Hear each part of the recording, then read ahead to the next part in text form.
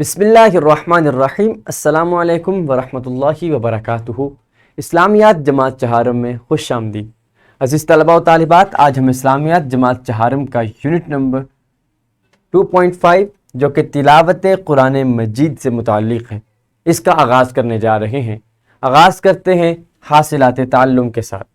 ہمارا پہلا SLO ہے آخری الہامی اور آسمانی کتاب کے طور پر قرآن مجید کا تعارف جان سکیں۔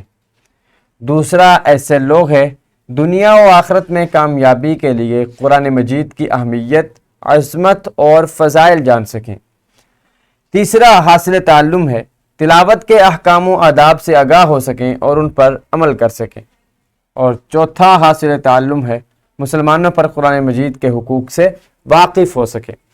آج کے اس پہلے لیکچر میں ہم ان پہلے دو حاصلات تعلم کو کور کرنے کی اور سمجھنے کی کوشش کریں گے۔ آغاز کرتے ہیں سب سے پہلے اعلان سبق کے ساتھ کہ آج ہم قرآن کریم کا تعارف اور اس کی اہمیت و عظمت سے متعلق آگاہی حاصل کریں گے۔ یعنی آج ہم دو چیزیں سیکھیں گے، ایک قرآن کریم کا بنیادی تعارف اور دوسرا قرآن کریم کی اہمیت اور اس کی عظمت و فضیلت۔ اس کو جاننے کی آج کے لیکچر کی روشنی میں ہم کوشش کریں گے۔ پیارے بچوں، سب سے پہلے آپ کے لیے دہرائی کے چند سوالات ہیں۔ میں گزارش کروں گا اساتذہ کرام سے کہ ویڈیو کو یہیں پہ روک دیجئے اور بچوں سے پہلے دہرائی کے ان سوالات کے جوابات معلوم کیجئے۔ خوش آمدید۔ یقیناً آپ بچوں نے بڑی عمدگی سے دہرائی کے ان سوالات کے جوابات اپنے اپنے اساتذہ کرام کو دیے ہوں گے۔ عزیز طلباء و طالبات، اسلامی نقطہ نظر ہمارے آج کے سبق کا ہے، ارشاد باری تعالیٰ ہے وَشِفَاءٌ لِمَا فِی الصُّدُورِ، اور یہ قرآن دلوں کی صحت ہے۔ اس قرآن میں دلوں کی شفا کا سامان موجود ہے۔ سورہ یونس کی آیت نمبر 57 میں اللہ کریم نے یہ حکم ارشاد فرمایا، جس میں قرآن کریم کو امراض قلب کے لیے، دل کے لیے شفا قرار دیا گیا۔ پیارے بچوں، اب آپ کے لیے قبل از پڑھائی کے چند سوالات ہیں۔ ان سوالات کا مقصد سبق پڑھنے سے پہلے اس سبق سے متعلق آپ کے ذہنوں میں اور آپ کے دلوں میں دلچسپی کو پیدا کرنا ہے اور آپ کو سبق سے پہلے ہی جسمانی طور پر، ذہنی طور پر تیار کرنا ہے۔ تو میں گزارش کروں گا اساتذہ کرام سے کہ ویڈیو کو یہیں پہ روک دیجئے اور پہلے بچوں سے قبل از پڑھائی کے ان سوالات کے جوابات معلوم کیجئے۔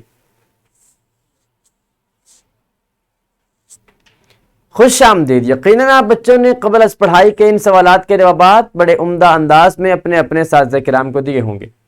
پیارے بچوں، اب ہم قرآن مجید کے تعارف کا آغاز کرنے جا رہے ہیں۔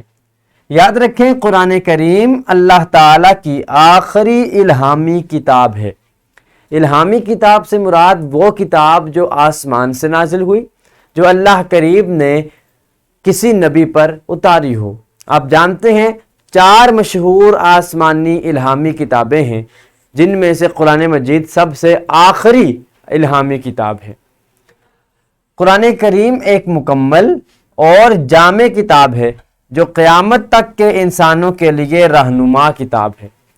قیامت تک جتنے بھی انسان آئیں گے، ان سب انسانوں کی رہنمائی کے لیے واحد کتاب ایسی ہے قرآن پاک کہ جس کے اندر تمام انسانوں کے لیے رہنما اصول بیان کر دیے گئے ہیں۔ قرآن کریم وہ واحد کتاب ہے جس کی حفاظت کی ذمہ داری خود کائنات کے خالق و مالک نے لی ہے۔ باقی کتابیں ہیں، وقت گزرنے کے ساتھ ساتھ ان کے اندر تبدیلی بھی آ جاتی ہے، وہ چینج بھی ہو جاتی ہیں، ان میں غلطیاں بھی ہوتی ہیں، لیکن قرآن کریم وہ واحد کتاب ہے کہ جو ہر قسم کی غلطی سے پاک ہے، ہر قسم کی تبدیلی سے محفوظ ہے۔ وجہ کیا ہے کہ اس قرآن کی حفاظت کی ذمہ داری خود اللہ تعالیٰ نے اپنے ذمے لی ہے۔ عزیز طلباء و طالبات، قرآن کریم میں ہر طرح کے علم کو جمع کیا گیا ہے، مثلا دینی، سائنسی، دنیاوی، سیاسی، معاشرتی وغیرہ۔ اس کتاب میں ہر قسم کا علم جمع ہے۔ اگر کوئی اس کتاب کی روشنی میں دنیا میں رائج اور مروجہ علوم اور فنون پر دسترس حاصل کرنا چاہے تو یقیناً قرآن کریم کے اندر اس بات کے حوالے سے رہنمائی موجود ہے۔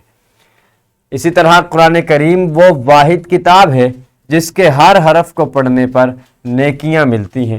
کوئی ایک حرف پڑھتا ہے تو اسے 10 نیکیاں ملتی ہیں، اور دنیا میں کوئی ایسی کتاب نہیں جس کو پڑھنے پر نیکیاں ملتی ہوں یا جس کو پڑھنے پر ثواب ملتا ہو۔ صرف قرآن ایسی کتاب ہے جس کے ایک حرف کو پڑھنے پر 10 نیکیاں ملتی ہیں۔ قرآن کریم کی موجودہ ترتیب توقیفی ہے۔ دو طرح کی ترتیب ہیں۔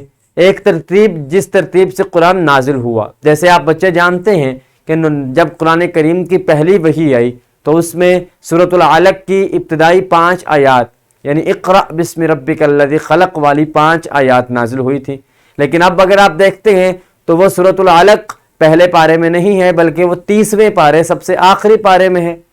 تو ایک ترتیب ہے جو نازل ہونے کے اعتبار سے ہے، جس ترتیب سے قرآن کا نزول ہوا، اور دوسری ترتیب ہے کہ جو موجودہ ترتیب ہے جس میں پہلی سورت الفاتحہ ہے، دوسری البقرہ ہے، آخری سورت الناس ہے۔ اس ترتیب کو ترتیب توقیفی کہتے ہیں، اور یہ ترتیب بھی نبی اکرم صلی اللہ علیہ وآلہ وصحبہ وسلم نے اللہ تعالیٰ کے حکم کے مطابق اپنی امت کو سکھائی ہے۔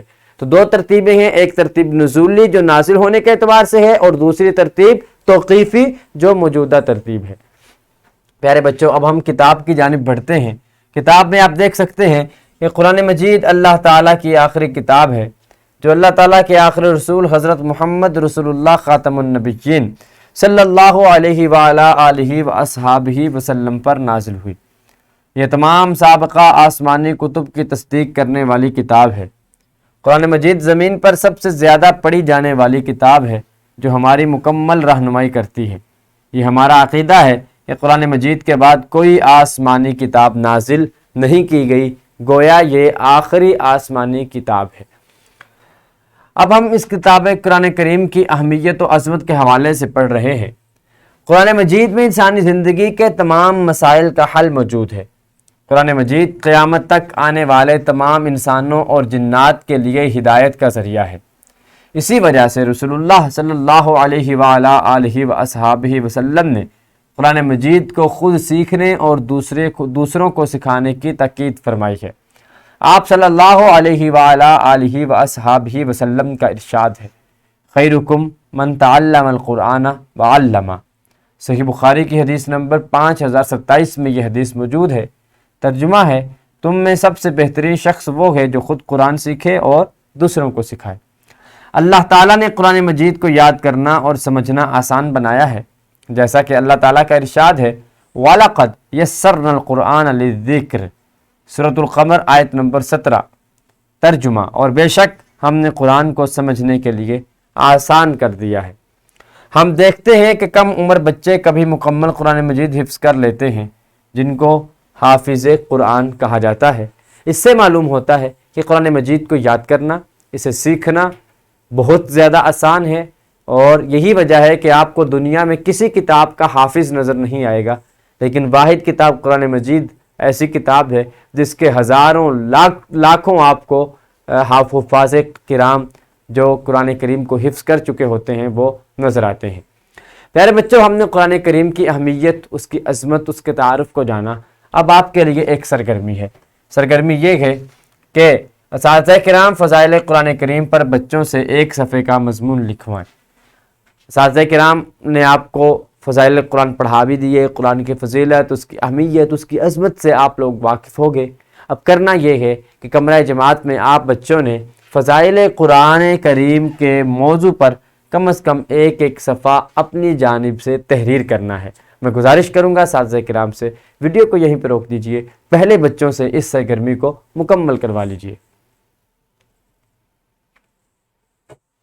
خوش آمدید۔ یقیناً آپ بچوں نے فضائل قرآن کے موضوع پر ایک صفحے کا مضمون لکھ کر اپنے آپ کے اندر یہ کانفیڈنس اور اعتماد پیدا کیا ہوگا کہ آپ بچے خود سے بھی سیلف رائٹنگ کر سکتے ہیں، خود سے بھی آپ لکھ سکتے ہیں۔